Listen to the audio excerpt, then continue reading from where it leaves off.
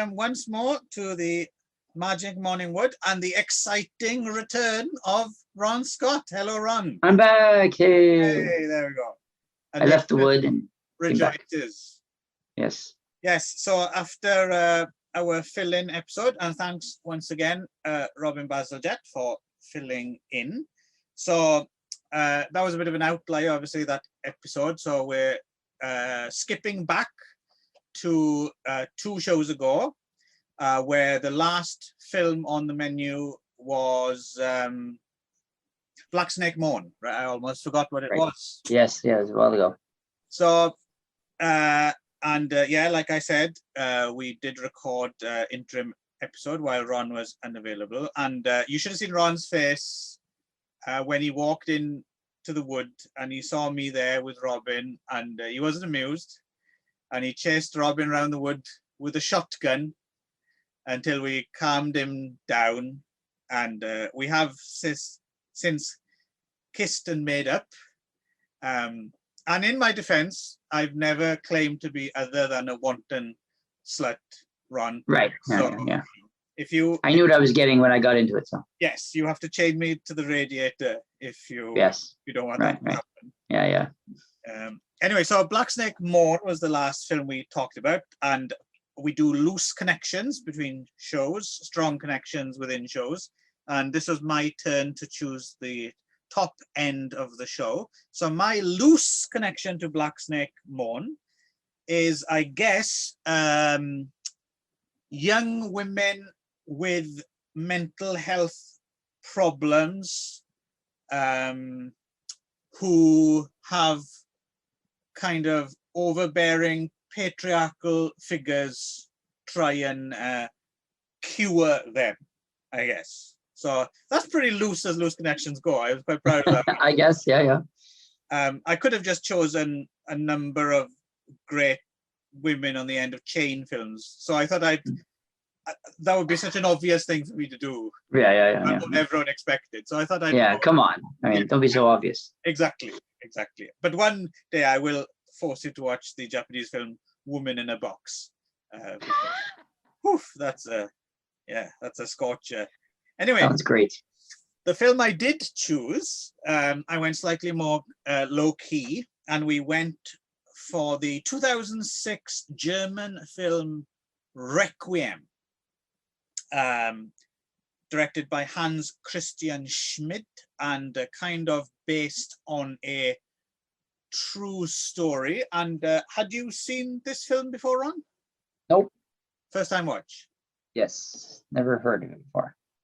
Okay, so this film stars Sandra Hüller, who really is quite excellent, I think. Yeah, good, very good, good performance. I mean, the whole cast is good, really, but she really does a fantastic job. And a film kind of shot in almost like a docudrama or cine verite kind of style, right? It's very kind of down to earth looking, slightly drab, brilliant period detail as well, I think. It's kind of set in the 70s, and it really looks like it. The fashions and the interiors and everything looks pretty much out of that era, right? It's right, yeah. Thing really stood out as not being perfect in that regard. So Sandra Hüller plays, well, she's called Michaela in this film, but this is based on the story of Anneliese Michel. Anneliese Michel, kind of one of the inspirations for, well, for example, the big one being The Exorcist, right? And in real life, I suppose she was a woman who suffered from epilepsy, basically. Kind of went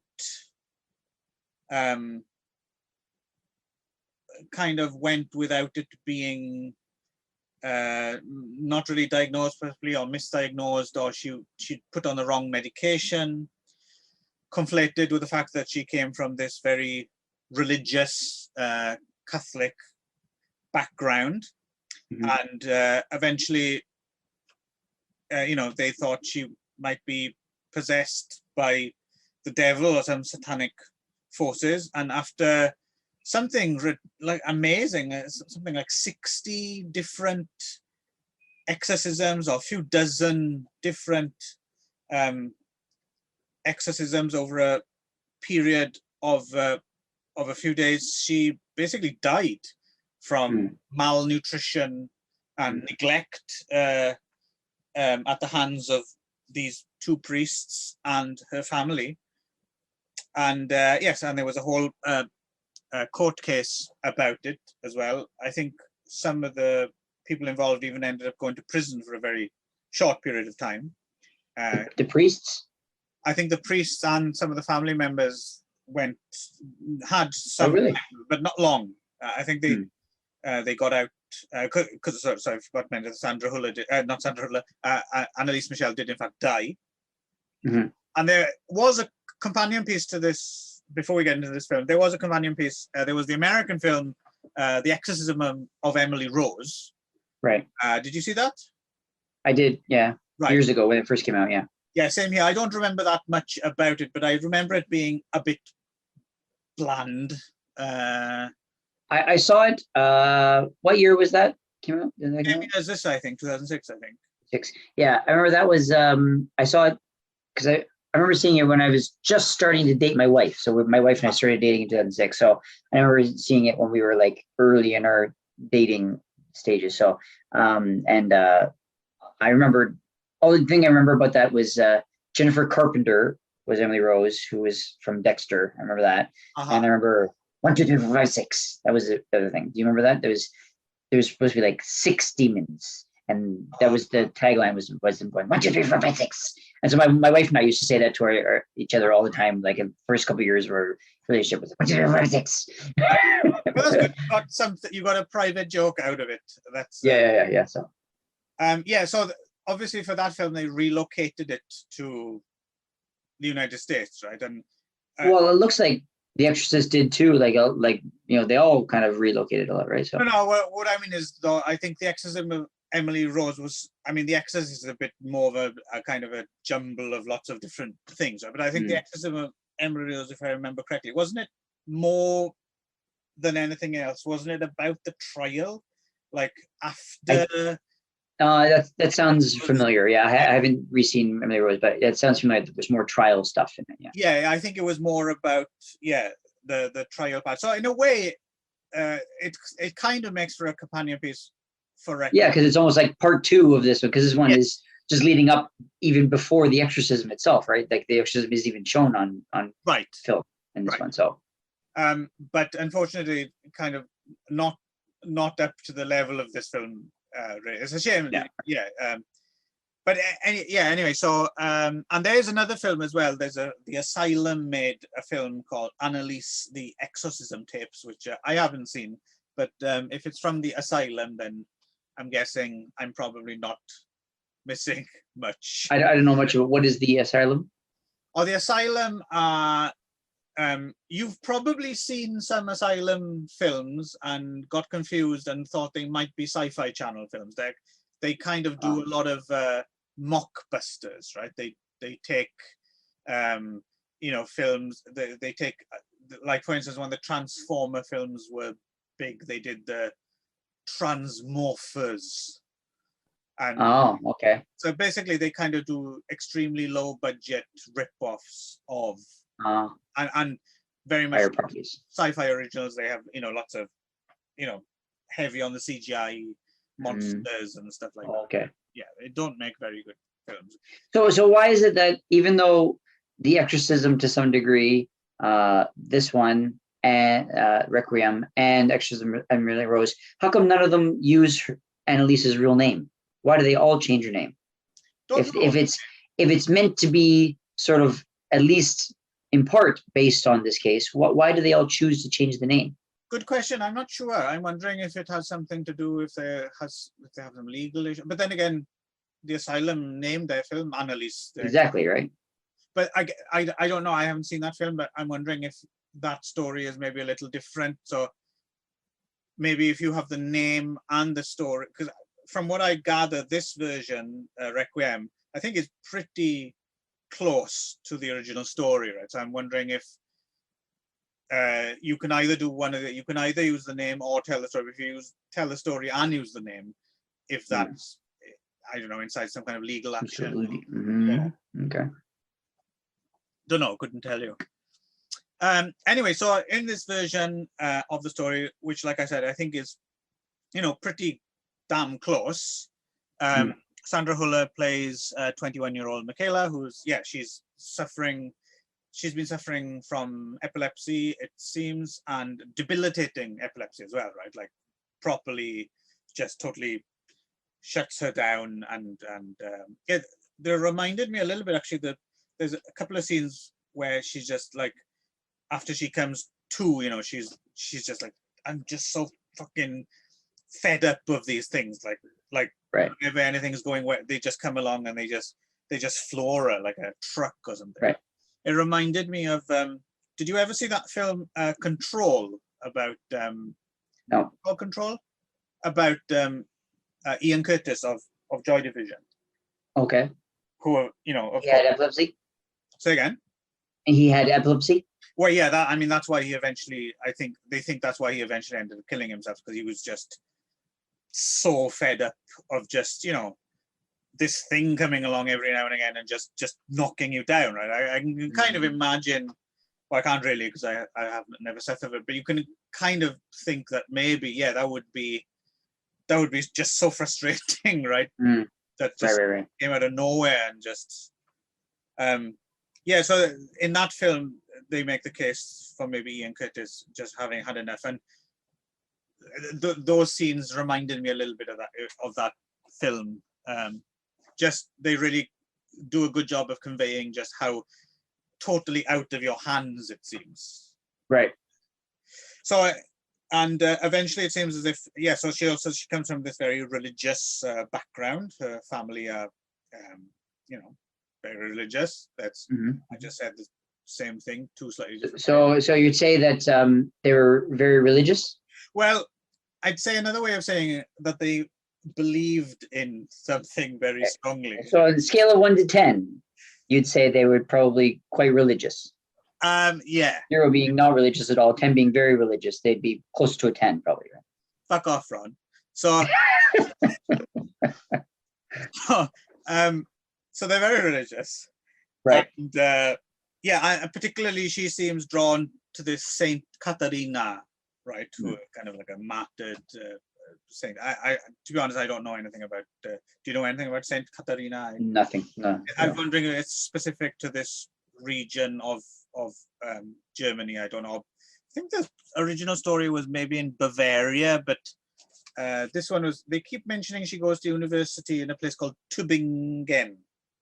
Tübingen. I don't know what I pronounce. Anyway, so she does eventually get to go off to university, and against kind of her mother's wishes. Her mother's a very strict kind of figure compared to her father, right? Her father's a little bit more on her side, right? She wants her to get out into the world and, you know, find her way. But so she goes to university and gets involved in student life. She gets herself a boyfriend and a friend, and everything's going well. But of course, these seizures keep coming along and knocking her down. And at a certain point, I guess she starts to think that maybe they're demonic in some way. She claims that she can't pray anymore, and she can't touch her rosary. She breaks the rosary that her mother gives her. And there's an extraordinary scene where she even claims, like, weirdly creepy scene where she claims like she can't touch the cross. There's like a cross on the wall, and she reaches out for it, but she can't quite. She's like contorting herself so she can't touch it. It's very in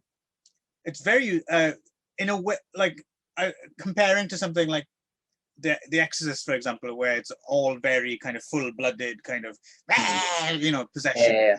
Pea soup and here it's kind of more restrained, but there's something really creepy about how she goes into these weird contortions, and because it's all played very low key, almost like a kitchen sink drama or something. There's nothing horror film about this film at all. Yeah.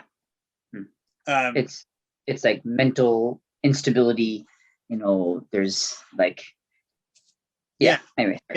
So you're just seeing the kind of weird push and pull of the things you normally see in a horror film, but in this environment without those horror film dynamics makes for something kind of unsettling in a very different way than something like The Exorcist, for example. Right. So basically this gets worse and worse, and then she goes to a priest, and there's one priest who's kind of like saying, well, you don't have to go, this is kind of, go to a doctor, but then there's another priest who's a bit more gung-ho about the whole religious demonic. I don't know if I mentioned that she comes from a deeply religious background. That plays. You may have, I may have mentioned. I think I might have skipped it. We so funny. Comedy gold. Yeah. So yes, and of course it leads to the inevitable, but like you said, it's all happens off screen, right? Eventually, when it comes to the part of the story where she basically loses her life through neglect and a form of abuse, really, I suppose. That's when the film ends, right? You never get to see that. It kind of very subtly kind of just, this is what happened, and you're left on a slightly strange note where she clearly sees herself as a bit of a martyr or something, isn't she? She's resigned herself to, this is what I'm here for, Yeah, she thinks she's going to be like Saint Catharina, which is just she's going to be a martyr and give herself to the church, and and they'll remember her as a saint because she gave her life for this. Yeah, and the final scene is just this extreme close-up of her face while driving, and again her performance, everything's just done by her face, whatever's going on inside, and the music. I mean, they create a lot of, there's not too much exposition in this film, which is something I quite like. So again, as often happens with films I really, really admire, I don't actually necessarily have that much to say about it, because I think it speaks for itself. But what did you make of Requiem, Ron? What did you think of this film? I mean, I appreciated that it didn't, because when I looked it up, it's considered like a possession horror movie. Right. I mean, it's kind of categorized as a possession or exorcism style horror movie, but it's not that, like, even a little bit, not at all, right? I mean, the character believes it to be that, but of course it's about mental illness, really, is what it's about, right? So it's which is strange, first of all, but yeah, I mean, I think it was just a tour de force acting from the actress. I mean, the fact that there's little exposition, as you said, and she just does everything. It's all just through her, and it's also, I believe, her acting debut in this movie. It was her first movie.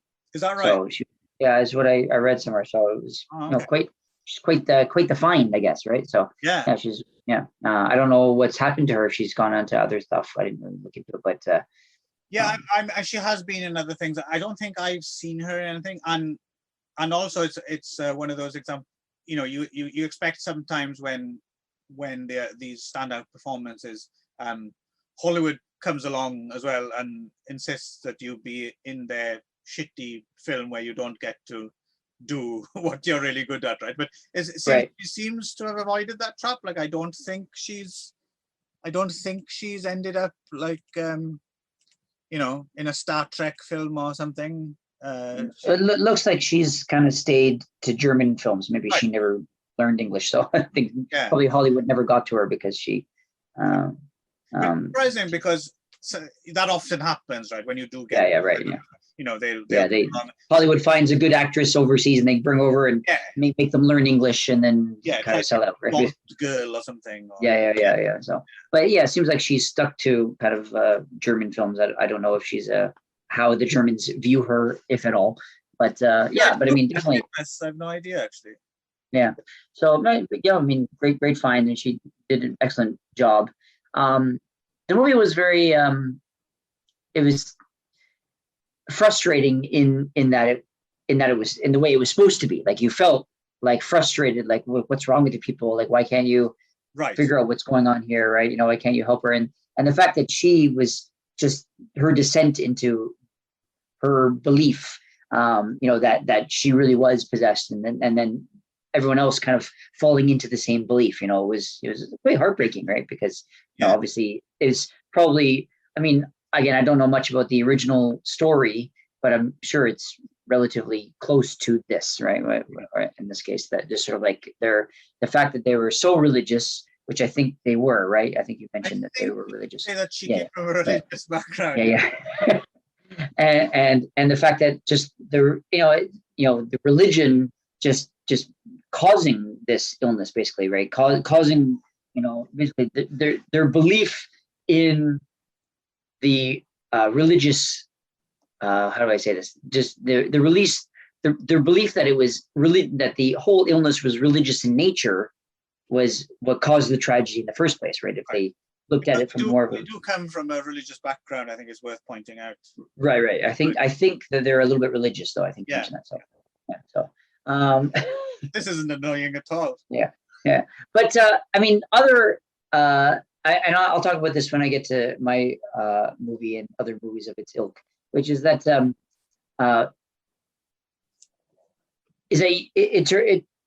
Christian, you can't talk about these types of movies without talking about religion, without talking about the Christianity, without that kind of stuff. And so it's good you brought it up then.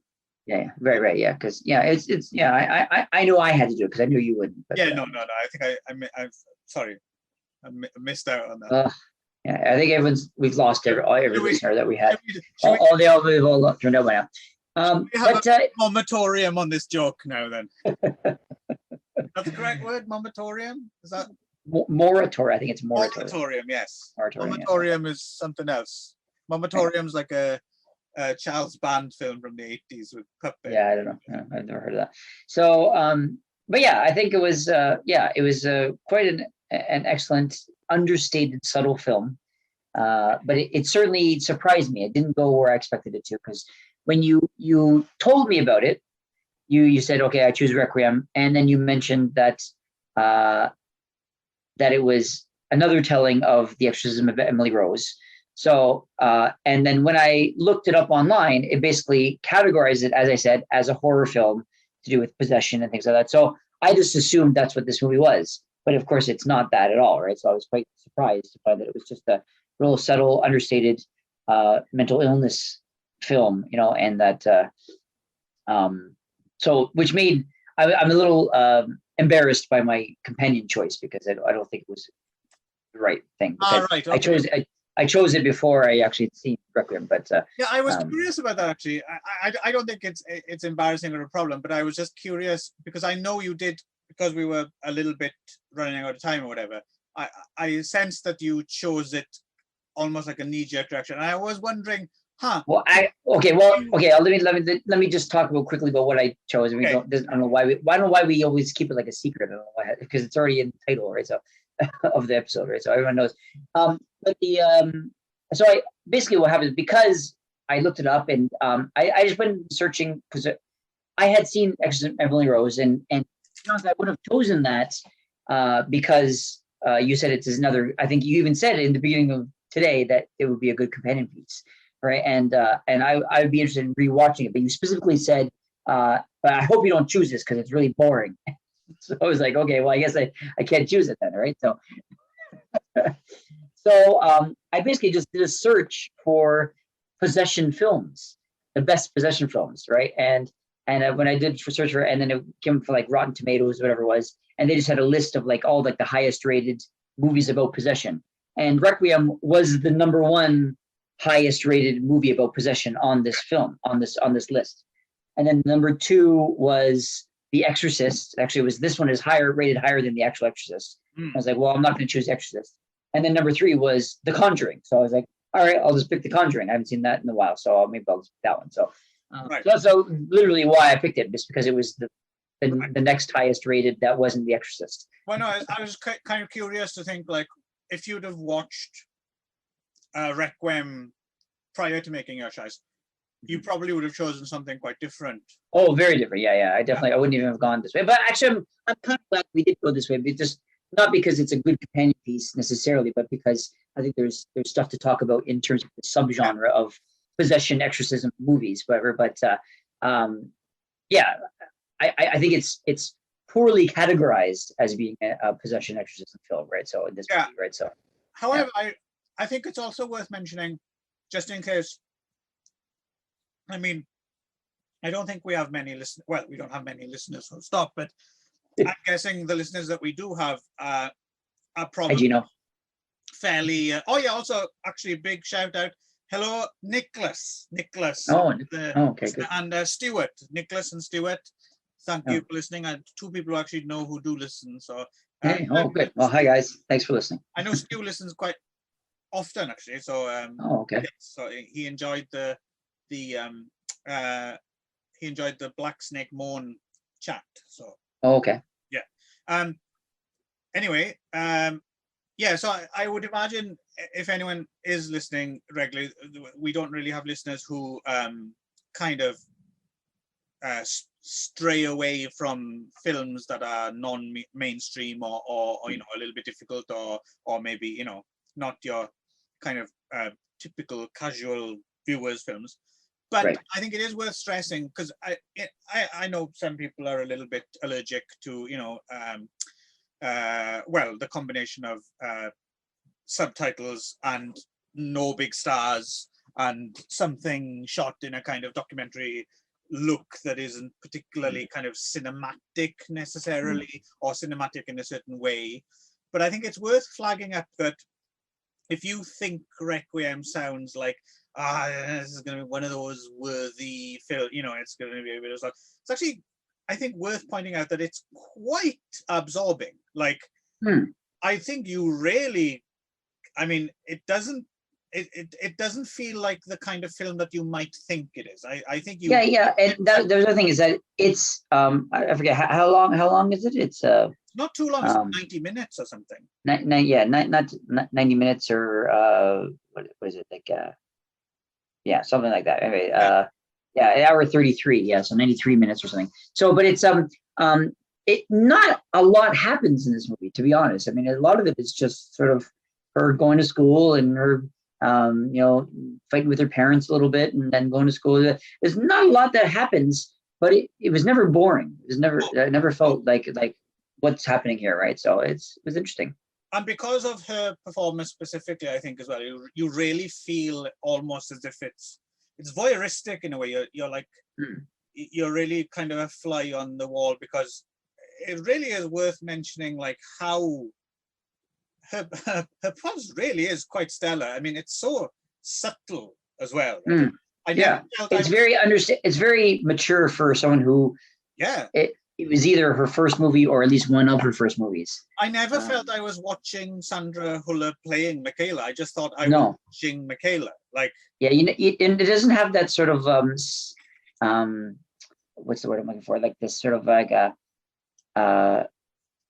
self-referential style that young actresses usually have. Usually there's a little bit of like a look at me, I'm acting feel to young people when they act here, or it's sort of like this sort of there's always a little bit of like I don't know how to explain it really well, but it's like it always feels like a little bit like I'm acting, right? Like you can tell that they're a kind of self-awareness, yeah, something like that. So that they are there's it's usually depending on the level of the child actor, usually it's sort of like acceptable, but I didn't get that from her at all, which was just sort of like she was very much in the role. It was very, she obviously had some sort of acting training. It says that she went to like the Ernst Busch Academy of Dramatic Arts in Berlin. So maybe it's something to do. Right.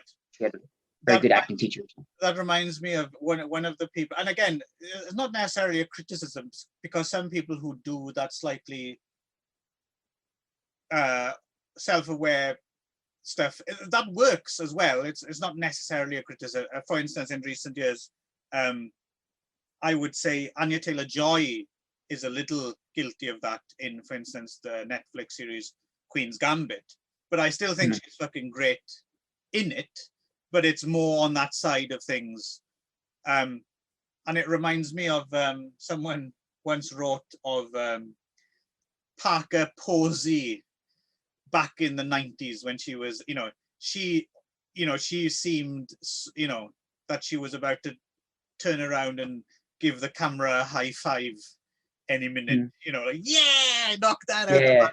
But again, I'm not it's not, that's not necessarily a criticism. That works to a certain extent in certain things, but this is a very different beast, right? Plus, as well, that self-conscious style. I mean, for a while, so slight tangent, but I've often thought that you and me, for instance, Ron, we're probably not quite the right generation. I think we're probably too young to really understand why the fuck everyone lost their shit about Marlon Brando, for example. Because the people did, right? People really did. And I think for us, because we're a couple of generations later and we saw the work of other actors who worked on that, whenever you see Marlon Brando on screen and a lot of things now, it just seems torturously like self-aware. Like he seems so aware of everything he's doing at all times that I don't think we can see it with those fresh eyes, right? So. Yeah, I mean, I did study like that kind of period quite a bit when I was in school, about like, Stanislavski and Strasberg and like that style of acting, and just like the, and where he came from. He came like the real method, that kind of stuff. And yeah, I can't say that I've ever bought into that kind of stuff, right? And even though I studied a lot of it, I've never bought it. And to be honest, whenever I remember I had to watch Streetcar Named Desire for like a school project or something, and I remember it's like I just didn't get it, and sure, I get that was a thing then, but it doesn't work now. I think it just at the time it was a reaction to something, and it worked as a reaction at the time, but it doesn't hold up as a movement now, I don't think. As often things that are reactions don't, right? Right. And again, I have no basis for this. I don't know, and I might total bullshit, but my instinct tells me as well that Sandra Huller is like phenomenally good in this, but my instinct tells me as soon as the cameras were off, she just went back to being herself. I don't get the feeling that she was, insisted on being Michaela for that. Maybe she did. We might be wrong about that, but I just get the feeling there's a certain type of, it doesn't have that unnecessary weight about it. Like you don't feel like, oh, I'm trying so hard to do this. Anyway, I think we both really like Requiem, don't we, Ron? Yeah, I enjoyed it. Yeah. I think it's a particularly good film. A second time watching it now, and it worked really well. Just one more thing. I'm quickly looking up just a little bit about Sandra Huller. It looks like she was mostly she was quite a lauded theater actress before she got this movie. So that's probably where a lot of her subtlety came from. And I think that because a lot of times theater actors don't translate well, or they don't know how to make the shift to film. But the fact that maybe this was more of like a handheld kind of mockumentary kind of thing worked well for that, because I think you didn't have to work so much in terms of like a presentational style, right? So it's interesting, actually.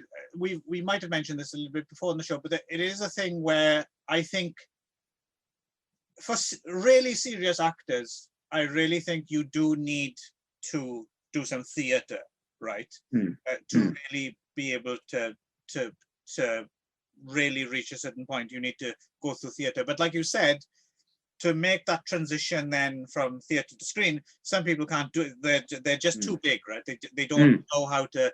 But if you're able to learn what you've learned from what you need to bring it in a theatre environment, and you're able to then transfer those skills and downsize them to screen acting, then you've really got something, right? And not many people go through that. And clearly Sandra Huller is one of those. So there we go. Right.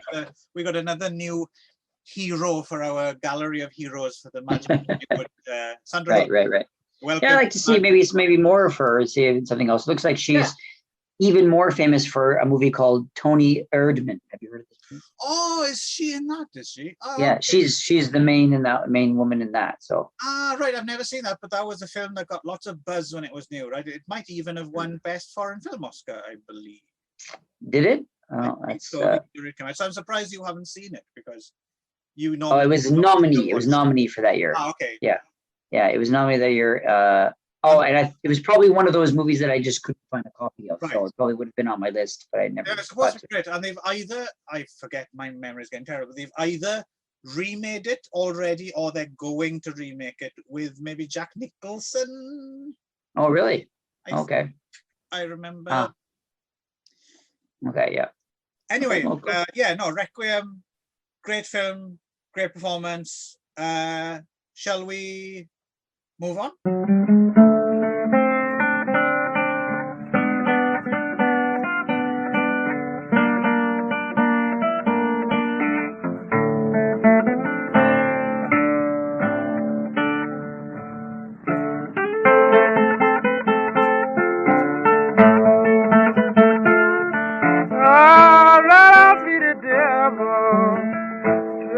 Be that woman, man.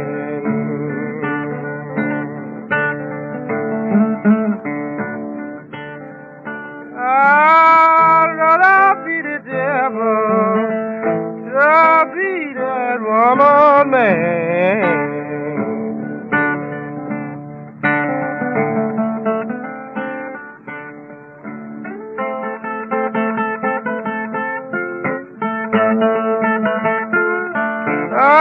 Nothing but the devil changed my baby's mind.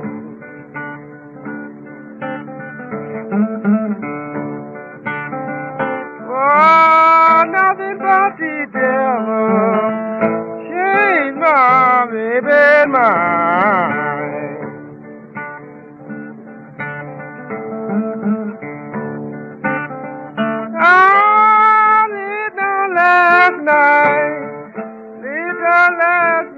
Last night, tried to take my race.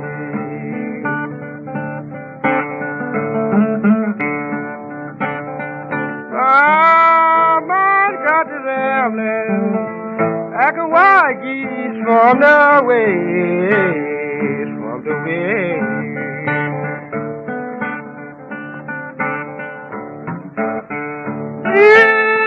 Woman I love, woman that I love, the woman I love, stood up for my best friend.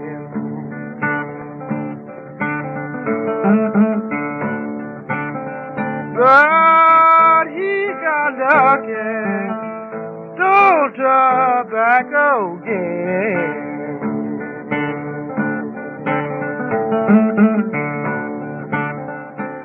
And he got lucky, stole tobacco again.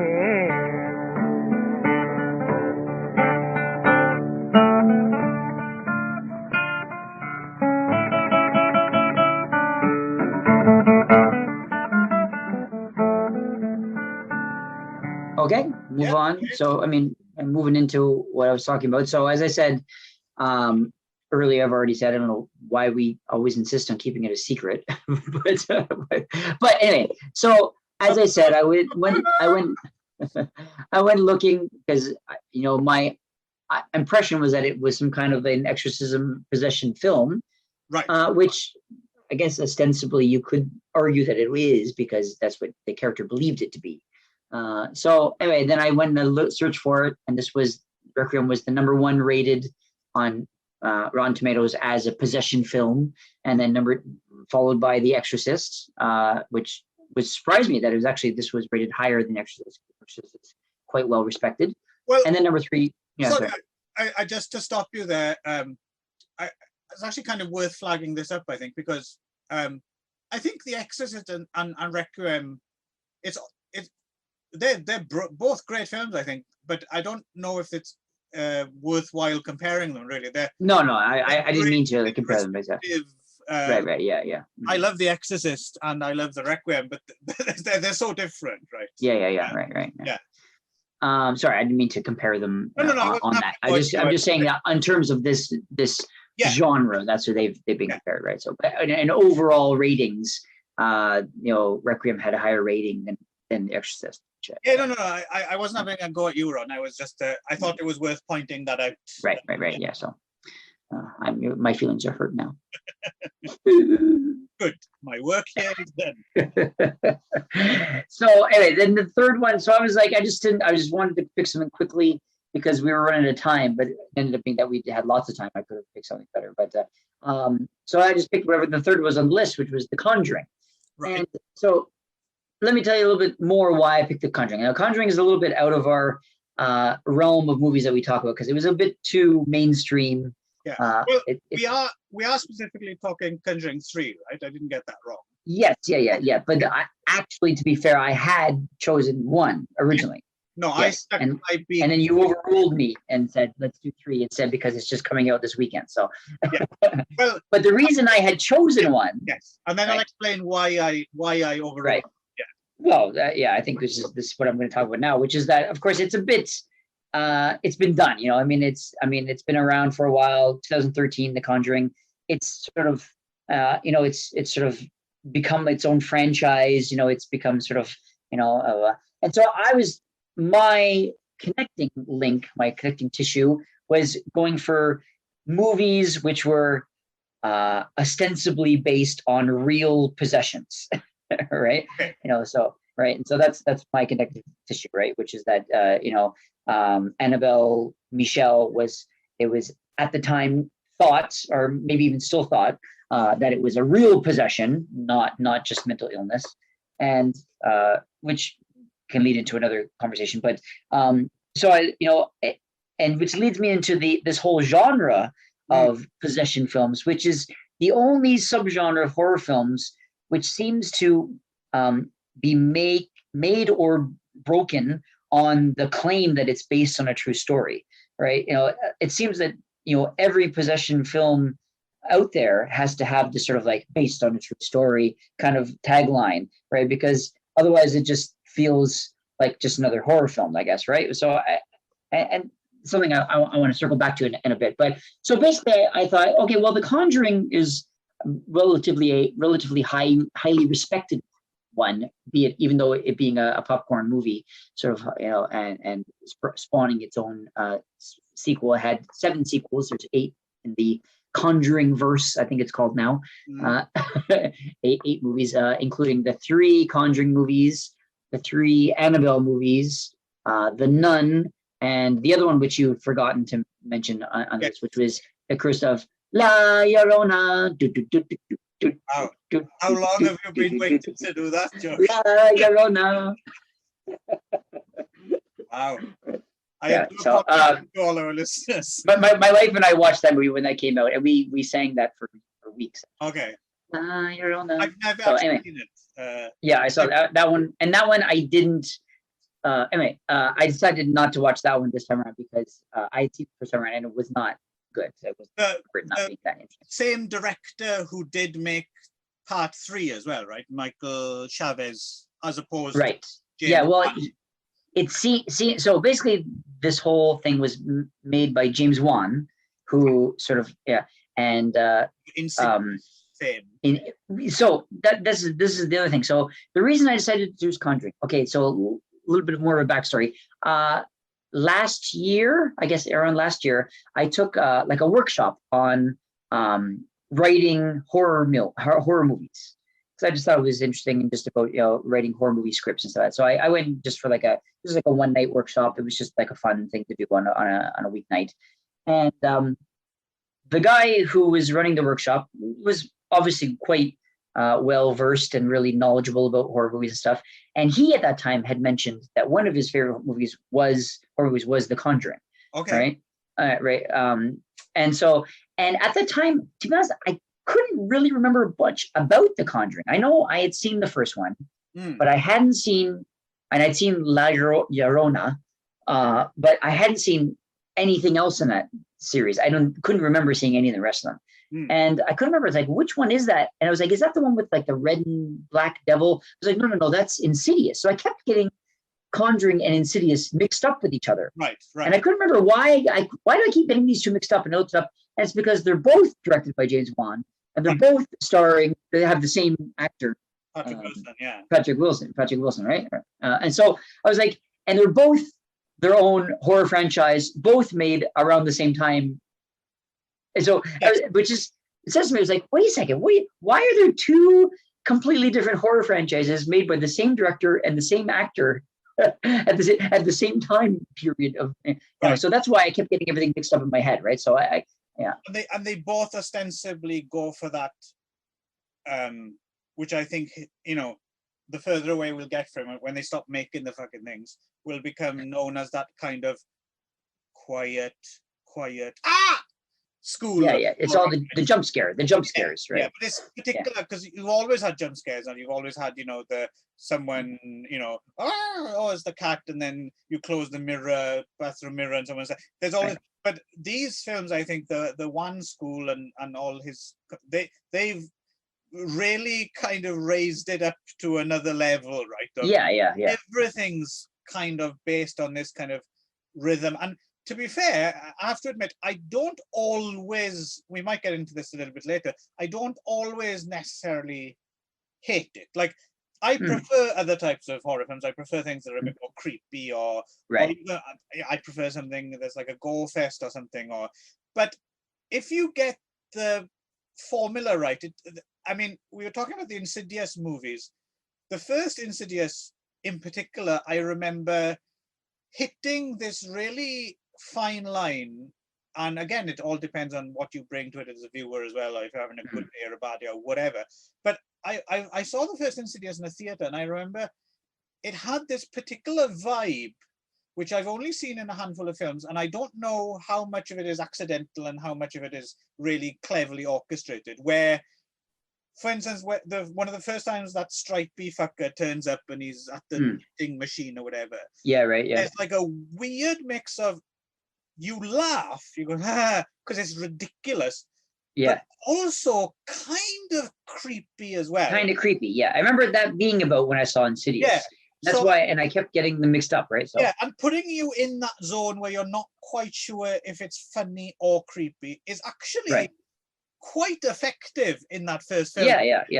Right. So I'm surprised I don't out and out hate this. When James Wan kind of, and I think he did some of the stuff in the Final Destination series as well, I think, didn't he? And I like the Final Destination films as well, although they're kind of a different thing again. But he has his moments. I will say James Wan has his moments, and I've always got time for, if I hear that something he's made is pretty good, then I'm kind of keen to check it out, even though I might not like everything he does. So. Right. Yeah. So, okay. So I said, oh, you know what?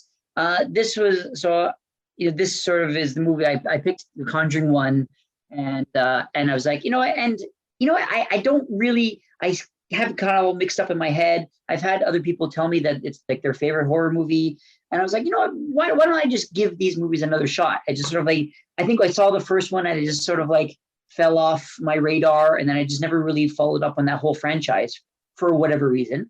Right. And so I was like, well, why don't I just take this chance and I'll go and I'll dive into the Conjuring universe, the Conjuring person, and watch them all. So I said to you, so I'm going to try and make an effort to watch all 8 of them, right? So I made it through 6 of them, Okay. And I didn't rewatch La Llorona because I'd seen it already, and I didn't really think it was necessarily worth. And then I didn't have a chance to watch the third Annabelle. That's the last one I have left. Okay. So I'll maybe watch it maybe next week or something like that. But I thought I think I got enough of that taste of the world that I could talk about it today, right? So and then so you said, let's, instead of doing The Conjuring again, why don't we do The Conjuring 3, which was actually just released last weekend, right? So I'm like, okay, fair enough. I was going to watch it anyway. Clive's jackboot of oppression was on your throat. It was on my neck. Yes. And and I'll say why that is. The only reason that was, it wasn't so much although in retrospect, I think it's actually kind of neat in a way that we're actually talking about a film that's in theaters now. That's kind of new for us. You never know. So we might get a few more listeners than usual. Maybe via YouTube. But if so, hello, welcome in. Hi, welcome to the wood. We've already lost them after all that the religious jokes, though. We promise we're usually so much better than this. But the only reason I decided to go for Conjuring 3 was just because I'd seen Conjuring and I'd seen Conjuring 2. I haven't seen any of the Annabelles or the Nun or Llorona, but as much as so I'll explain a bit more later, I kind of enjoyed the first Conjuring, but I was just like, I don't really need to see it again. And I haven't seen the third one, so I was thinking, rather than rewatch something I've already watched, I would rather watch something I haven't seen, even if it's crap. So that's why. And you seemed amiable enough to that. So well, I was going to do it. I mean, as I said, I was planning to watch them all anyway. So it doesn't really. So to be honest, I was going to approach today. Technically we're doing it part 3. Well, actually, it's not part 3. They refused to put a 3 on it. It's just called The Devil Made Me Do It, right? So I think because it's so in the middle of this universe that they don't actually not numbering them anymore, I guess, right? So But I was like, well, I'm actually going to approach today kind of more talking with them all kind of as a package kind of thing, right? So, but we're specifically about The Devil Made Me Do It. Yes. 3 in air quotes, but I want to talk about sort of like this genre of film, actually, or this sort of thing, right? So, which I think is perfect. But so The Conjuring. So anyway, let's talk about specifically. We're talking about The Conjuring 3, but it's not a 3. It's just it's subtitled "The Devil Made Me Do It." Yeah. Well, let's just before we jump into 3, let's just, because the Conjuring series is about two particular people, right? Right. Well, the Conjuring series, yeah, Ed and Lorraine Warren, who were real people. Yeah. So as played by Patrick Wilson and Vera Farmiga, and so you saw the first one, right? I had seen the first one, yes. I could, again, as I said, I couldn't remember much about it. As I rewatched it, I was like, bits and pieces were coming back to me. Right. And I remembered. And then actually it turned out that I had seen the first Annabelle too, but I just totally forgotten until I read about it. So yeah. I don't remember exactly what the plot of The Conjuring was, the original one, but I went back and I checked my review of it just to remind myself. And I actually quite enjoyed the first Conjuring. So yeah, Ed and Lorraine Warren were these real kind of Fortean demon hunter collectors of basically charlatans, right? But but there's so many. They don't. But I think they're the worst kind of charlatans. They're the charlatans that don't think they're charlatans. They think they're real. I don't think they ever thought they were pulling one over. I think they were. I think they really thought they were doing good stuff. This is interesting, and this will get into what we think of Patrick Wilson and Vera Farmiga's performances as them as well. But yes, I tend to agree with you. Although I don't know if I'm not quite sure which end of the spectrum I would call them, either the worst of their kind or the best of their kind, because they're less cynical than people who deliberately go out of their way to just fleece people for money. Yeah, right. But on the other hand, yes, I agree with you. I read around them a little bit. I don't know that much about them, but I also get the feeling that they were fooling themselves as much as anyone else. Like I really, well, yeah, that's what I mean. Yeah. Even apparently the real Lorraine Warren was a what do you call it? Like she would go into all of the Conjuring movies until she died a couple of years ago. Apparently, she was like help. She was like a, what do you call it? What's the word I'm looking for? Consultant. A consultant, thank you. Yeah, she was a consultant on the movies. Yeah, so because she wanted to make sure, I guess it was factually correct according to what actually happened, right? Which is hilarious. Which is ridiculous, right? I mean, we'll get to that when we get to part 3 in particular as well. But yeah, so I remember the first film being a really kind of it's some kind of exorcism series, a story, if I remember correctly. It was Haunted House. Ron Livingston, and he has the 5 daughters, and so then they move into this kind of old house, and haunted house, weird stuff happens, and then they show up, and one of the girls gets possessed, and then come in and they save. But I remember them chucking in all sorts of shit. Like I think the Annabelle doll is kind of in it a little bit, right? If I remember. Yes, and so that's the opening scene. Is this Annabelle? So it's actually like a mixture of a bunch of different stories, I think. So they've got this Annabelle thing, which was really just a setup to start its own spin-off franchise, right? So, and they've got this sort of opening scene with this Annabelle doll and these other like college girls or sort of nurses, like nursing students, and then setting up that, and then they got the doll, and then they set them up as this sort of ghost hunter people, and they've got the doll, and they've helped the nurses. And now they go off to the main story, which is sort of like, it's used as sort of the set them up as the characters set up, right? The kind of focal point as well of this series is that Ed and Lorraine Warren, they kind of have a little basement of curiosities, don't they? They have like different objects on shelves so as long as the box office is good, then this series can go on forever. And that's how they end each movie, was that they've taken like a sort of a memento, and they move a place to the shelf, and they put it in their thing. Why the heck they would keep these things in their house, I have no idea. If they really believe them to be well, they certainly should haunted, like, it's right? I mean, ridiculous, right? But it's funny. It's kind of like a smaller proto version of the big warehouse at the end. You'd see at the end of X-Files sometimes, isn't it? Yes.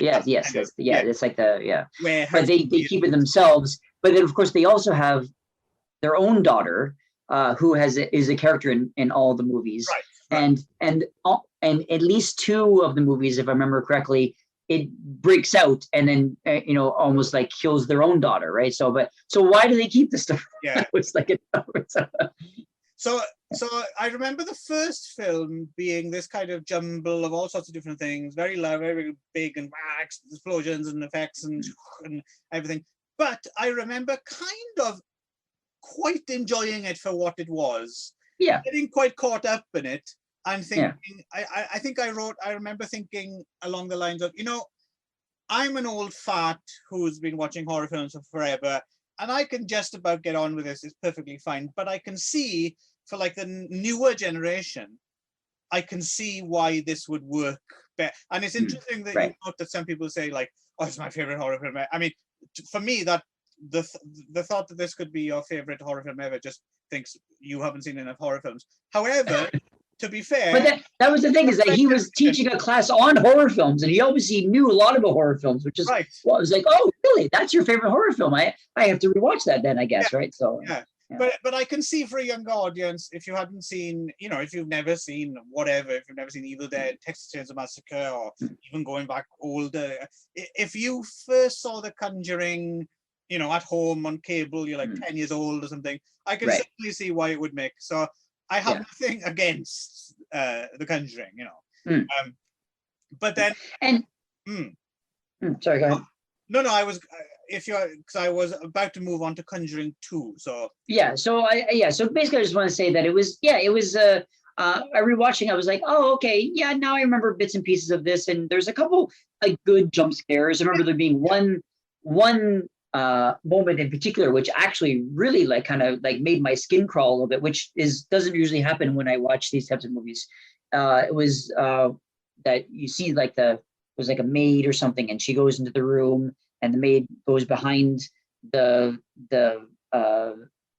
washing is hanging up, and she goes and looks behind it, and it's not there, and then it comes from the other side, right, kind of thing. And it's just like a one small moment, but I remember that moment being like, oh yeah, that really like kind of freaked me out, like it got me, like I didn't see it coming, right? So usually you can see the jump scare coming, and there's the rhythm to it, which is the silence, silence, silence, jump scare, or it's the silence, silence, silence, not there, release of tension and then jump scare, right? Like there's a whole rhythm to it, right? So it's so well tooled. If you're a long time fan of horror, you can see the mechanics so clearly, but every now and again, James Wan does manage to put in something that you didn't see coming, or and so that was the one thing that I was like, oh, I didn't see that one, right? So because usually it's like or the jump scare, but it actually came from a different direction I didn't expect, which was why I got it. But watching 6 of these movies all in a row was probably not a great idea, just because it was really like, it was almost just like rote repetition of just this rhythm. It was just like it was almost like watching like music. It was like, but it was just like the same rhythm over and over and over and over again. As the whole like 6 movies of this, right? So it was really made to a they've got a blueprint for this stuff. It's a blueprint. It really is. It's just like a blueprint. They just fill in the blanks and they change the characters, change the setting, and it's just like the rinse and repeat this rhythm over and over again, right? So the Sinister films as well, right? Yeah. I haven't rewatched the Insidious. I've only seen the first Insidious. I have to rewatch it. I haven't seen the other Insidious, but I assume they're the same because it's James Wan, right? So the first Sinister. I don't think I saw the second one. I think the first Sinister again kind of had a few moments that make again, like I said, you can fill us in more on which ones kind of hit or miss, but I felt the first one worked, and then in terms of Conjuring 2, so the interesting thing about the Conjuring 2 is again ostensibly based on a true story, but the true story this time I was slightly more aware of. So it's based on, so they go to London, right? Right. Yeah. Actually, I really wanted to ask you about this because I assumed that you must have known about this sort of story, or what you thought about this. Because it was more set in your neighborhood, a little bit closer to your neighborhood, I guess. Well, this is set in Enfield, right? This is the Enfield haunting, and of course, like all these things, they're not fucking true. But at the time, it was like a big deal, and the photos from it looked kind of very convincing, and so again, it was a house, but in this case, like a council house, like in a suburb, which made it a bit different. Not like a big house out in the woods or something. It was a suburban kind of terrace house, and it was and again manifested through the children, it seemed, and it was a very kind of lower rent kind of kitchen sink working class version of this story. Yeah. Real North London, right? Like I can't do can't do the accent, but like I wanted to ask you about the accent because it seemed real like Cockney, governor. Like it was like I was like, is this a real accent? It felt like almost like an American person pretending to do an accent, right? So Dick Van Dyke, right? Yeah, but she was, I guess, really British. I guess the mother. She seemed very kind of. I can't remember who was even in. I didn't go back and check out the second one. But what struck me about the second one, just because I was familiar with the story. So the original story is such a kind of low, very, very, very British kind of ghost story. Very, very low key, and this kind of very suburban environment. But then, holy fuck, the Conjuring version is fucking, I can't remember, possessed trees and explosions and things. Yeah. It reminded me when we watched The Strike, right? When they do the Hollywood version of the miners' strike. Yes, yeah. Hollywood does the Enfield haunting. Right. I remember watching Conjuring 2, just like shaking my head and just like, what the hell have they done? And it just being, I don't know if it's just because I was more familiar with the song, but the Conjuring 2 lost me a little bit just because, and it's not doing anything the first one didn't do. They're all like this. They're all kind of overblown and ridiculous. But because I was so aware of the second, I think part 3 even more so. I think we're going to get there, right? Because that's what we're talking about. I think it's they had to up themselves each time, right? A little bit, right? So yeah. So I think with the second one, I just because of my familiarity, it was so ridiculous. But I think apart from that, I think there's a slight law of diminishing returns. Like I said, the first one I was fine with. I think they have dipped in quality. I think the second one wasn't as good as the first one, and the third wasn't as good as the second one. I felt so. Right. I don't know. They might knock it out the park again for the fourth one. You never know. They might. Right. But I just remember just thinking, yeah, oh wow, this is just like Hollywood descends on a small town, and yeah. I almost enjoyed it in a way just because it was so ridiculous. Right. Yeah. Well, and I think that especially this stood out for me with the first two Conjurings, and the third one, yes, well, we'll get there, but that the one thing that they do really poorly, I find, like even though these are relatively highly respected horror movies for the new generation, right? It's kind of, these are considered like, these are the horror movies to be copied, and they have been copied, and it has all these offshoots, and it's so like James Wan did just the first two, right? Is that right? I think so, yeah. Just the first two. Yeah. Did he do Annabelle? I can't remember if did he do the I can't remember. Anyway, but then it's almost like he's got these disciples and he's like trained, and he sent them off to do his offshoot kind of work, and they all kind of like try to do it like their master, right? But they're doing it like at like a law of diminishing returns way, like they're just doing it in a little bit different way, and they're not quite as good as James Wan. I think has a little bit more of a finely tuned rhythm to himself, right? He can kind of get it a little bit better. At least you can kind of see his style of it, and the other ones are really just trying to copy his style, but not quite as good each time, right? I feel as if James Wan is so on top of it in a way that he's able to sometimes go off and do something new just because he knows it so well. So that he's sort of got that covered, right? He's done it. He's done. And it's the bits when he goes off, diverts a little bit, that are usually the more interesting, right? Whereas I think the disciples, they're clearly just following the split. They're just they're following the script, and they're they do this and beat and then scare and then jump scare, and so they're really just following the blueprint, right, kind of thing. And you can see it, like I can see like, oh, this is not a James Wan. I can tell that it's meant to be like a James Wan, but it's not quite. It's someone else, right? So you can always tell. Anyway, so and but I think that the one thing that James Wan does pretty poorly, and at least in his two Conjurings, which is that there's just terrible endings. I really, really hate the endings to these movies, right? Because I mean, say what you like about how Hollywood they become, and the explosions and the trees and stuff, right? But at least they're an entertaining horror movie, right? They're entertaining kind of like action, almost an action horror movie sometimes, right? Some points, right? Of course, they play more like action adventure. Action adventure. Yeah, they're like fighting the monsters. And with the power of Christ. They've got like they're like Ghostbusters, except instead of like the laser beams, they've got the crosses, right? Like it's like fighting the ghosts. I've got my tools. Open up they've even got like, isn't there like a scene I think one of them where they open up their trunk and they've got all the weapons in the trunk. Like like that kind of stuff, right? Like it's full on. They're just like. They've become sort of like, action movie stars, basically, right? So, but then just like an action movie, like a Hollywood action movie, there's sort of like this like ridiculous Deus Ex Machina that just drives me crazy, right? And it's like they have this whole buildup of like, oh, the doors are slamming and people are flying and they're getting pulled into the darkness and there's blah blah blah, and then it's sort of like, and they have so much buildup, and then they always just sort of like, oh, okay, bam, and then that's the end. And it's like there's always so anticlimactic every time, and it was like that's it, like in part two was the worst. The part, like for example, part two.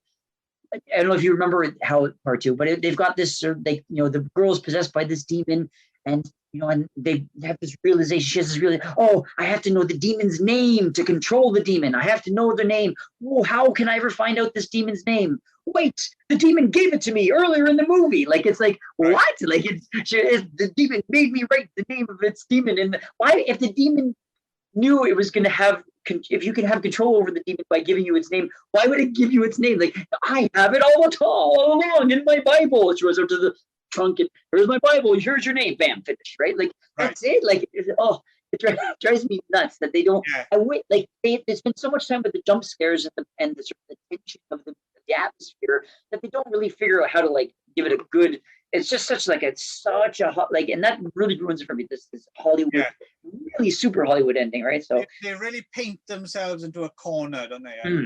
That they can't really get out. At least like movies like The Exorcist, most of the movie is them trying to get this demon out. Like it takes, days and from like Requiem, it takes days and days and days. And then maybe the kid dies after the end of it, right? So, but this one is sort of like, literally it's like, oh, okay, now I know what to do. Bam, 5 minutes. Okay, demon's gone, right? So, Right. Yeah, so that's the thing. And then as I said, I'll circle back to this.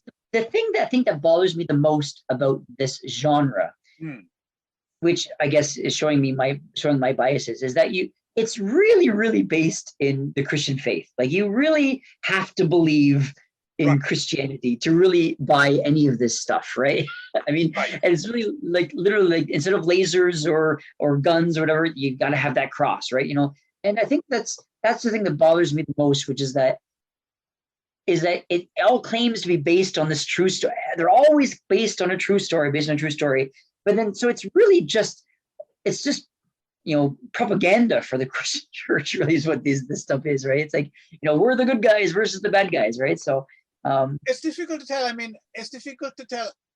I feel more than anything else, I think everything in these films and in the one verse is so everything's referencing something else, referencing something else, referencing something else, referencing something else, and everything has become so iconic. I think it's a cipher at this point. Like so I'm not sure if they're actually really that. I don't think the people behind these films are actually really kind of proselytizing. I think they've just taken it. They've just internalized that, all the trappings of the Christian trappings and the cross and everything. This is how you fight evil. So you just bring it out as a trope more than anything else. I might be wrong about this, but I would be surprised to learn if these people are actually trying to push some kind of agenda. No, but the thing is that can you think of a single possession, like demon possession kind of subgenre of movie that doesn't require a Christian priest in it? Can you think of a single one? Well, no, because you have to believe in one, because it's bullshit, right? So you have to. Yeah, well, yeah, that's what I mean. So.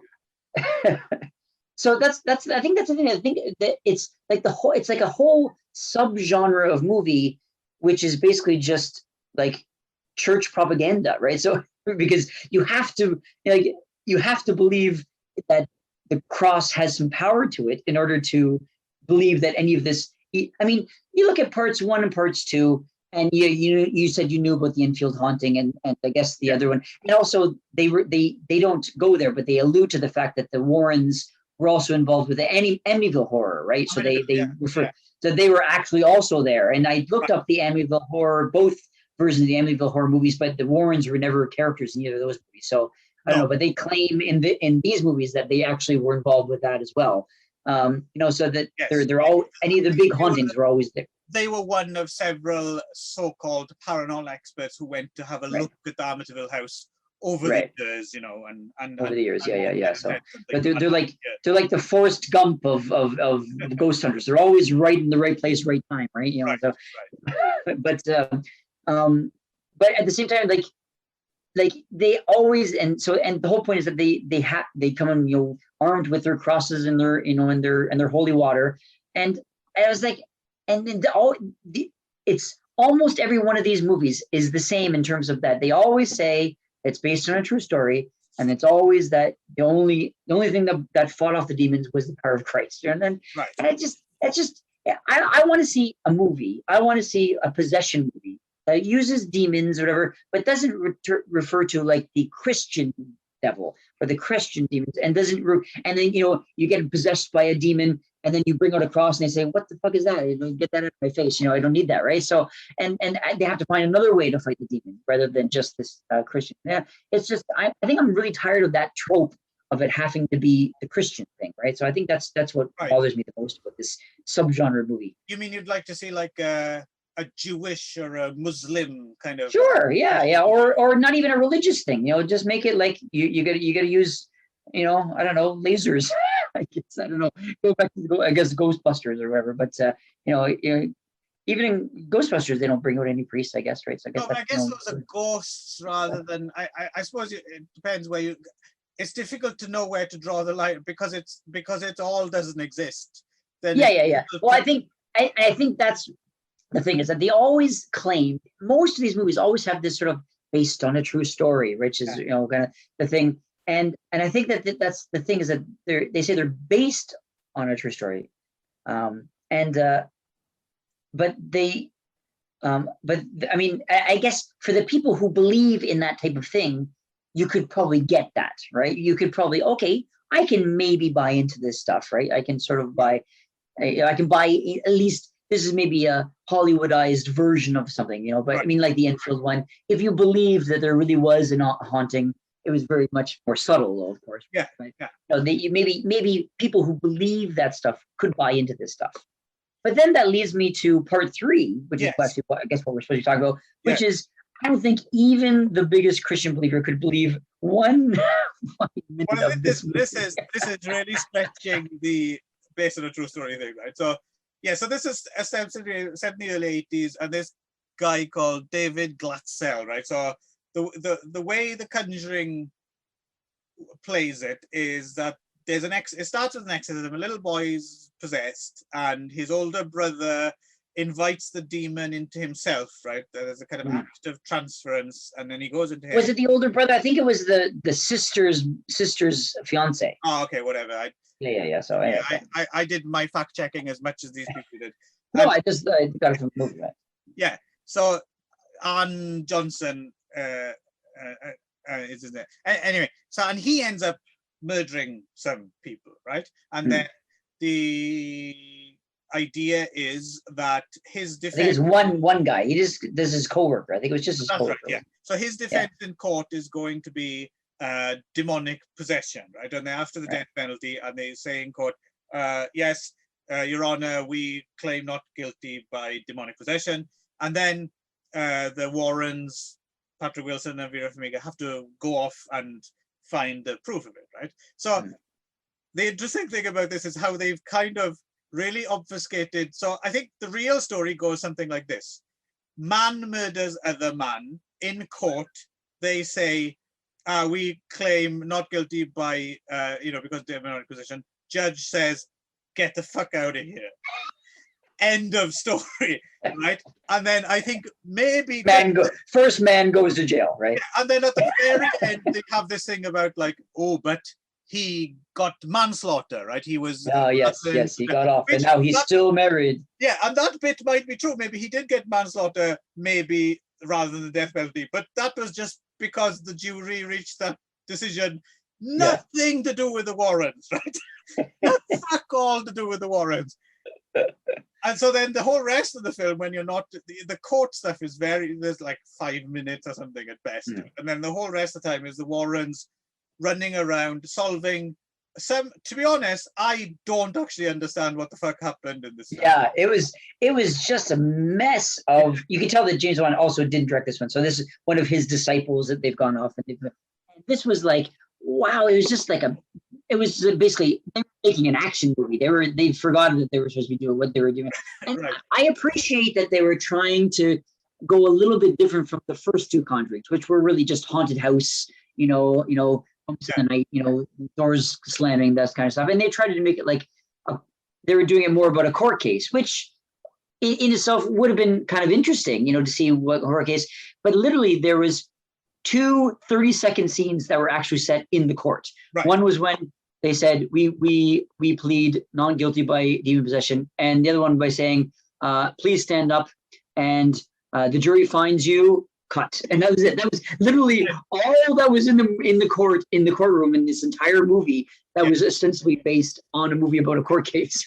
Right? So the rest of it was all some nonsense about a witch and who's doing a curse, and like she was like the daughter of a priest who was himself a demon hunter, and like I was like, what is happening? Like, what's stupid as the previous films were? At least they followed like a kind of internal logic. You could kind of follow the thread. Yes. With this, I wasn't sure who was who anymore, and half of that was it's a mess, and the other half, to be honest, was just I couldn't give a fuck, so I wasn't really paying attention because it's not a very I mean, especially the first film, like I said, I got quite into it. I mean, I was laughing and it was nonsense. I was into it. And the second one less so, but a little bit. But this one really lost me because I don't care. I mean, well, the first two, like, they're just a haunted house story. I mean, it's one family living in a house. House is haunted. One of the kids gets possessed. Warrens come in to save the day. I mean, that's basically the in a nutshell version of those two. This one was sort of like they wanted to go outside that, but this guy kills someone. So then, but then the thing, it wasn't his fault. He was possessed. But then in this case, the demon was only in him for a short time and then left. Well, why is the demon leaving? Oh no, the demon goes into somebody else. Oh, we found this little skull thing underneath the house. So he was cursed by someone. Who did the curse? And then they got to, and this one was really about Lorraine Warren has superpowers. I mean, it was literally like she was like this. She was like astral projecting and like what was happening? Like she was like the other one. She had this sort of like, I feel this is a dark place. You know, she was very like. And this one, she was like full on like an X-Men or something. Like she was, I don't know what was going on. She was. I think her agent had a word like, Vibra wants more to do in this. Vibra wants more. He wants more powers. And I was like, was Lorraine Warren a consultant on this one? Because I was like, is she like, yes, I was super psychic, right? I was like, what's happening here? And so she was like, Ashford, and found out that it was like this witch and who was living in the sewer or something, and then this witch could see her, and then they were, and then and they were making like these big dead bodies in the morgue, get up and move around and stuff, and I was like, to the point now that I mean, if this was just like a standalone horror movie, just like a this is just for fun horror movie, I would have said okay, fine. It was just like it was a fine popcorn flick. The fact that this one claims it's based on a true story, I find almost offensive, right? I was like, how dare you claim that any of this is based in reality? Like, that's just blatant lying, right? Yeah, pretty much. One thing that does amuse me about this series, I have to admit, and I can't tell exactly how I kind of come down in it, but Patrick Wilson and Vera Farmiga, to be honest, I mean, they really go for it, don't they? Like, they commit. Yeah, they're sold. The purity of their performance, like, especially Patrick Wilson, man, he really looks like he's struggling with worry. I mean, I like both Patrick Wilson and Vera. I think they're both actually pretty good performers. And I've always quite liked Patrick Wilson. And Patrick Wilson always actually brings a certain amount of, like, I don't know, kind of, he's good at doing this kind of slightly bewildered everyman. Yeah, not wide-eyed, innocent, kind of like man caught up in the... He does it really well, I think. And he does it with a certain depth. I really do think he is a good performer. But particularly as Ed Warren and Vera, they really look like they've drunk the Kool-Aid, right? And I can't decide if they're either kind of very feeble-minded people who've decided they believe all the Warren stories and they're committed to telling their story in celluloid, or they're just like, they've decided that, at the beginning of each film, they're actors, right? Again, Vera. They're an actor. I mean, this is my part. Yeah. Okay, let's get. But I'm playing Ed Warren. Ed Warren believes this stuff, so I got to believe it too, right? So. But there's not even a shade of winking at the audience. There's not even a little bit of sly kind of, can you believe this shit? Like, it's so sincere, right? It's so sincere. Well, I think that's. I mean. It's got to be a testament to his acting ability, right? So they're it's admirable, but I just sometimes wonder, are they just really, really committed, or are they morons? Like, it's that good that fair to make you even think that is kind of a result, right? And the fact that, again, as I said, Lorraine Warren was a consultant on these movies. I mean, the fact that means that at least they met her, right? Right. I assume Ed was dead already before they made it. I think so. I think that's probably why. Yeah. But they met her, and so there has to be some sort of I don't know if necessarily drunk the Kool-Aid, but there has to be. I feel like there's some level of belief because the fact that they've actually met this woman and they were agreed to tell this woman's story, right? So I assume that there's got to be some sort of some sort of connection or belief here to, so I'd love to look up some interviews with them about these movies to see if anyone's going to ask them, do you believe that this actually happened? Like, I suspect it's not going to come out yet because it's still ongoing and they're still making money from it, right? Right, exactly. Like 20 years retrospective, we might have an interview with Patrick Wilson and Peter Murray just cracking up, going, you guys bought this shit. Yeah, in which fair play, kudos to them. They really sold me on. I am starting to, worry about their sanity or their right. But no, I like that. And also in terms of the third film, the only other bits where it picks up, I think, I thought was quite good in it was John Noble, who's I guess most famous for being on the Fringe series, right? He played the father who was the scientist, this comic relief kind of. He's quite good, and he's aged. I don't know if it's makeup, but Fringe wasn't that long ago, right? But he looks really fucking old in this film. I was really? How old he looks. He's quite good. Whenever he's on screen, he also does that kind of bringing gravitas to the ridiculous. He's quite compelling when he's on screen. I quite like the bits where he was there. And I enjoyed Patrick Wilson and Vera Farmiga, but the rest of it's for the birds, really, isn't it? It's just. I thought it was, I think, as I said, I wouldn't have minded if it was just like a good, jump scare popcorn. It was, but the thing was, it wasn't even that scary. That's the thing. It was, it wasn't that scary. But I mean, I would have enjoyed it as just sort of like a, an escapist, have some popcorn, sit on the couch and watch a movie for a couple hours. I mean, it wouldn't have bothered me that much. I think it's just this insistent claim that this is real. You have to believe this. That is just really bothering me to watch this. I don't know why. If they hadn't made that claim, I would have said, it was fine. It was an okay movie. It's just that one little bit that I can't get past. It really bothers me. Right. I don't know what it is. I think for me, the way to go with this is if you're looking for those popcorn thrills, watch the first one, I think. Further to that then, before we wrap it up here, is there anything you wanted to say about any of the Annabelle films or The Nun? Well, and so I watched The Nun and then the first two Annabelles, and I again, as I said, it was really just like a bump bump bat, bump bump bat. It was just like paint by numbers. It was just change the characters, change the setting. It was I think I can't remember if Annabelle 1 was done by James Wan or not, or I've heard from people who do keep up to date with these things and who I trust. No, it wasn't. The way I hear it is Annabelle, the original Annabelle and The Nun are pretty much rubbish, but I heard the second Annabelle film is a little better. Well, I just watched that one. I finished that this morning before we talked today, and it was. I mean, it was okay. I think the problem is that I just watched. It was the 6th of 6 I was watching, and I think my goodwill had just kind of run out at that point. It wasn't bad. Like, there's nothing bad about it. Right. It was just yet another of exactly the same of what I just watched. Right. So I think these movies really work as like a standalone. Let's watch a horror movie. Let's just watch this one tonight. When you watch it like me, when you watch them all in a group, then they run out of they run out of steam quite quickly, right? So I think as well they do benefit from seeing that when they're new, they come out, see them in the theater as well. I think yes, I think the atmosphere, the other people around you all jumping that make you I think it depends on how you watch it, right? Yeah. I was watching one of them like when I was at work, and a lot of these movies they're so dark that unless you watch it in a dark room, you can't see anything that's happening. There's like the reflection of the light, the reflection lights of the room I'm sitting in. I was like, I can't even see what's happening. They're just a black screen.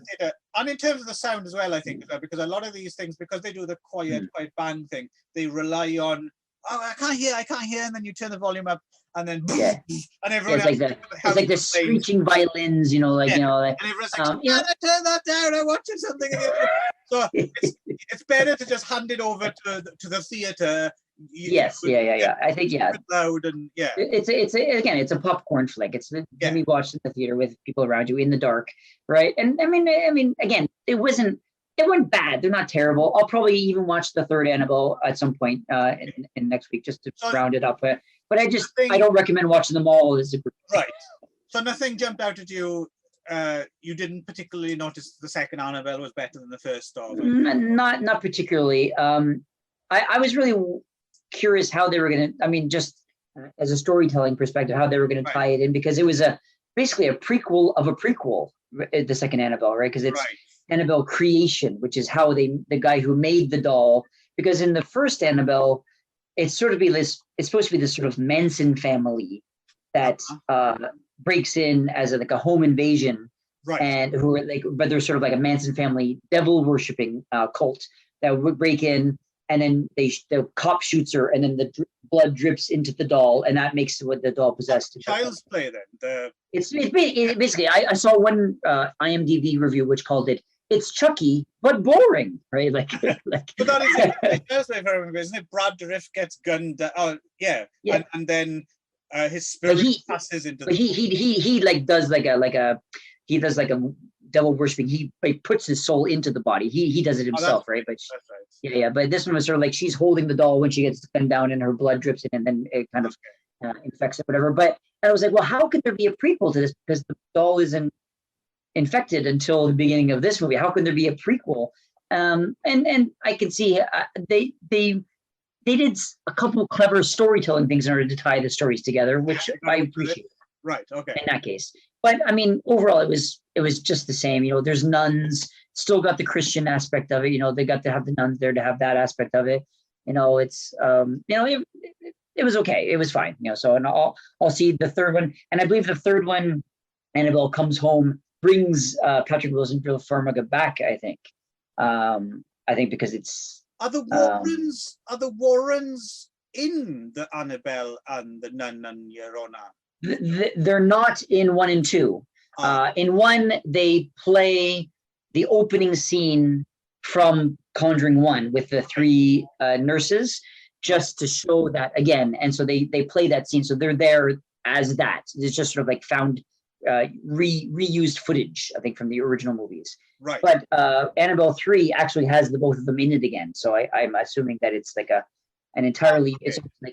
It's almost like, I think that's why, I think this movie is why they didn't name Conjuring 3 with the number 3, because it's typically not the third one anymore, because it's the only one that has the Conjuring name, but because there's so many mixed up in there, it's in this kind of universe that they don't really have a 3 anymore, right? So I think it's so it's interesting. Even though I think the series has been a law of diminishing returns, and it wasn't exactly anything amazing in the first place, I have to admit, the idea of having that little storeroom full of, like, if the Conjuring verse expands and, another object leads to another series or another, I have to admit that idea doesn't totally make me just think, no. I'm kind of like, if they do a good one, I'm kind of interested to see what they can do with the premise, right?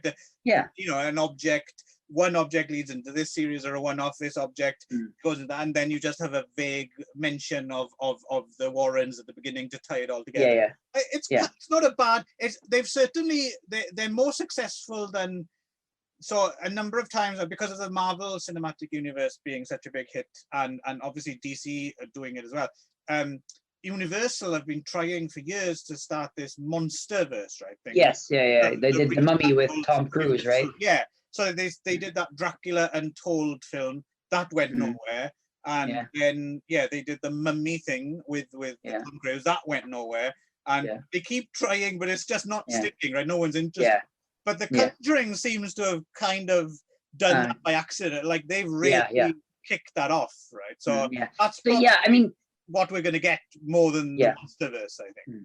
And as a fan of comic book films, I have to say that the biggest thrill I got from these movies was the fact that the way they tied them together, right? Like they're some of them are just, which I think for the average moviegoer, people who like you, who are sort of like, man, could take them or leave them, probably wouldn't give a shit, right? But I was like, oh, okay, that's how they did it. I was like, how are they going to tie these together? That gives me like a little bit of a storytelling writer kind of comic book fan thrill, just because, okay, that's how they dropped The Nun, which was not that interesting. It was, again, just like action adventure set in like Romania kind of thing, right? So, but it was, again, the same thing where how are they going to tie this into because this is Romania, this is not connected, but the way that they dropped kind of hints or they tied in was like, that's cool. Okay, I see how they how they're tying it into this universe kind of thing. So I like that part of it. Yeah. So the links do give the target audience a bit of a nerdgasm as an extra. Yes, exactly. Yeah, that's what it's for. It's making it's a universe, right? They're making their own universe. So if they would just stop claiming that any of this was real, I'd buy into it way, way more, right? I'd be like, oh, cool. This is like the horror kind of universe. Hey, cool. I'll buy into it. I hope they carry on doing that now, just to wind you up. Okay. I don't know why that's such a sticky point for me. Why it bothers me. But anyway, so. Okay, shall we wind it up, Ron? Sure. Yeah. Okay. We wind it up here then, and just to reiterate that everything that we spoke about in this podcast is based on a true story. Based on a true story. So, okay, looking forward to see what you choose as your reaction next time, Ron, to the Conjuring universe. So that's us for this time. See you, Ron. Yeah, stay Clive. Take care. See you, Nicholas. See you, Stuart, and see Gino and the rest of you. See you. Until next time. In the wood. See ya. Ah! Lucifer, son of the morning, I'm gonna chase you out of earth.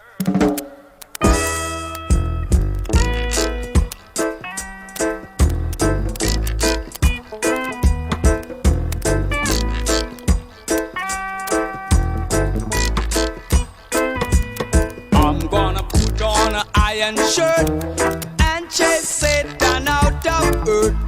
I'm gonna put on an iron shirt and chase the devil out of earth. I'm gonna send him to outer space to find another race. I'm gonna send him to outer space to find another race. Satan is a evilous man, but him can't choke sit on I man. So when I check him, my lass in hand, and if him slip, I gone with him hand. I'm gonna put on an iron shirt and chase Satan out of earth. I'm gonna put on an iron shirt and chase the devil out of earth. I'm gonna send him to outer space to find another race. I'm gonna send him to outer space to find another race. Oh yeah.